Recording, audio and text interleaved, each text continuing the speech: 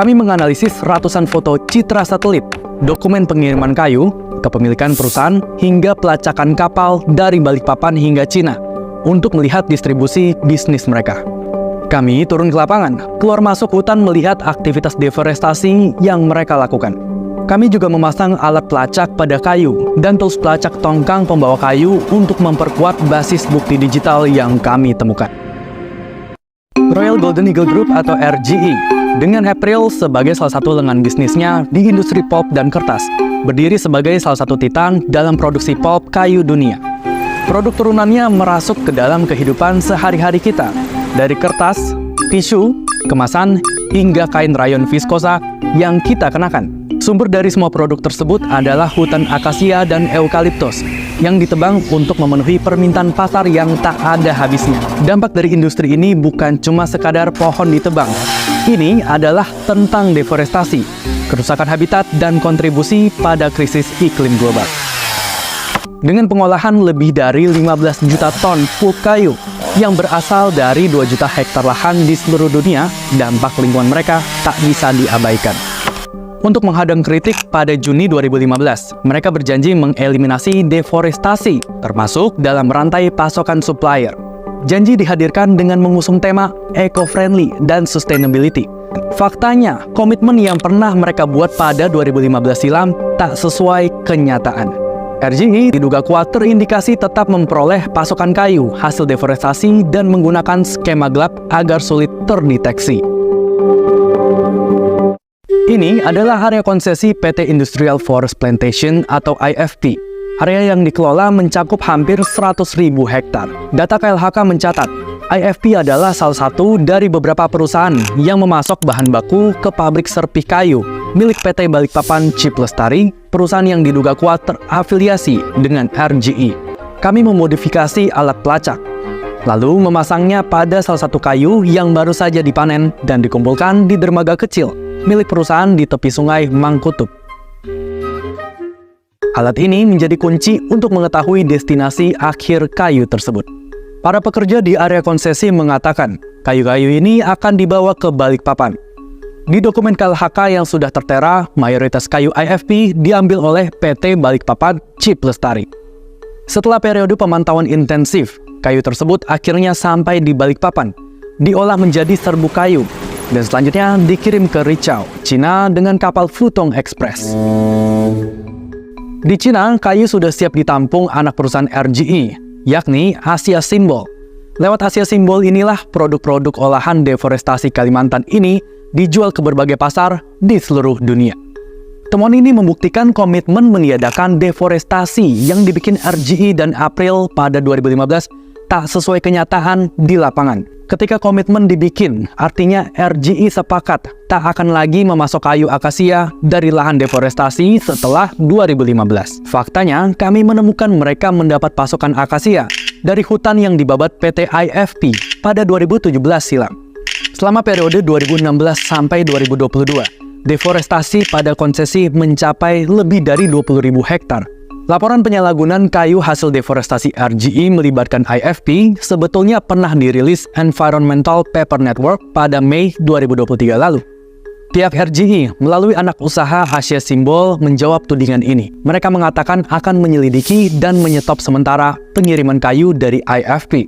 Masalahnya, hak jawab ini dibikin pada 7 Juli 2023. Sedangkan investigasi lapangan narasi membuktikan ternyata PT IFP tetap memasok kayu ke RGE sampai sekarang. Polanya mirip dengan apa yang terjadi di PT BCL. Seperti dijelaskan di awal, PT BCL adalah penampung kayu dari PT IFP. Hampir 99,9% saham PT BCL dimiliki oleh sebuah entitas bisnis asal Malaysia bernama BCL Industrial. Sumber dana perusahaan ini adalah Taroko Investment, sebuah perusahaan yang berbasis di British Virgin Island.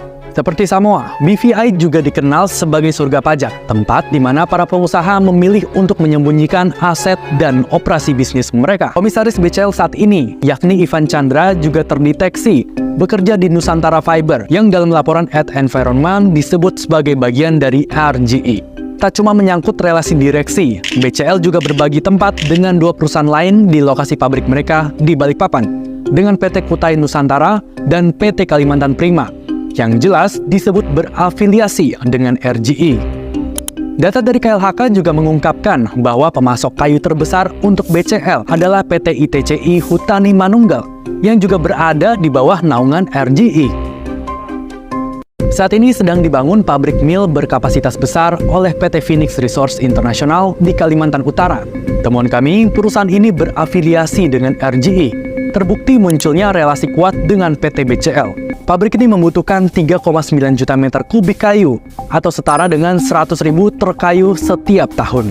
Permintaan kayu dalam jumlah besar ini akan memberikan tekanan untuk memproduksi volume serat kayu dan deforestasi lanjutan dari beberapa konsesi yang dimiliki secara langsung dan tidak langsung oleh RGE.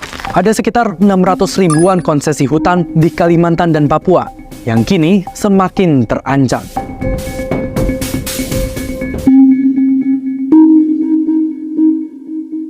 Dugaan indikasi greenwashing RGE ibarat sebuah domino yang akan merembet juga ke berbagai brand fashion ternama. RGE dalam ekspornya dari Balikpapan ke Cina tidak hanya mengirimkan bubur kayu untuk produksi kertas. Mereka juga mengubahnya menjadi salah satu bahan paling diminati oleh dunia fashion, rayon viskose. Melalui anak perusahaannya, Sateri, RGE berkecimpung dalam produksi kain ini yang dikenal ramah lingkungan. Rayon viskose dengan karakteristiknya yang berasal dari serat pohon dan mudah terurai telah menjadi favorit bagi berbagai nama besar dalam industri fashion. RGE lewat Sateri memasok rayon viskose pada Marks & Spencer, Esprit, H&M, Uniqlo, dan Adidas.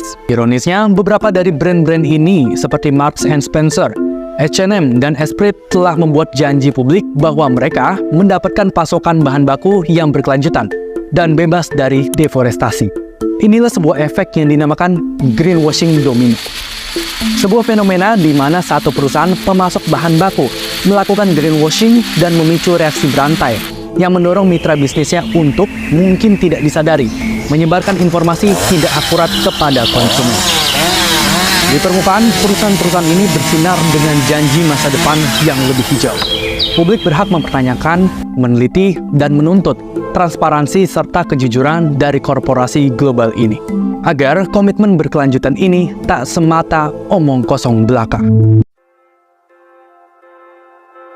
Baju calon presiden dan calon wakil presiden dalam sejumlah kesempatan menarik perhatian masyarakat. Misalnya, pada debat Cawapres, Minggu, tanggal 21 Januari tahun 2024, pasangan calon nomor urut 3, Ganjar Pranowo Mahfud MD mengenakan baju ramah lingkungan. Pemilihan busana tersebut sesuai dengan tema debat yakni, pembangunan berkelanjutan, sumber daya alam, lingkungan hidup, energi, pangan, agraria, masyarakat adat dan desa. Dalam konferensi pers usai debat, paslon nomor urut 3, Ganjar Mahfud MD memakai baju dari kain tenun dengan desain menyerupai beskap. Ganjar mengenakan warna hitam, dengan motif kotak-kotak di bagian bawah. Sementara Mahfud MD, dalam balutan baju dari kain tenun berwarna krem, dengan desain senada. Mahfud MD menjelaskan, baju yang dikenakannya bersama Ganjar, terbuat dari kapas asli Indonesia, yang mudah terurai secara alami. Mahfud MD mengatakan, penggunaan proses ramah lingkungan dalam pembuatan baju tersebut, mampu mencegah produksi sekitar 80 ton CO2, meregenerasi 30 hektar lahan melalui daur ulang sampah, dan mengubah tanah kering menjadi agroforestry. Tak hanya perajin dari Tuban, Jawa Timur, pembuatan baju tenun itu melibatkan perajin dari Makassar, Sulawesi Selatan, dan Badung, Bali.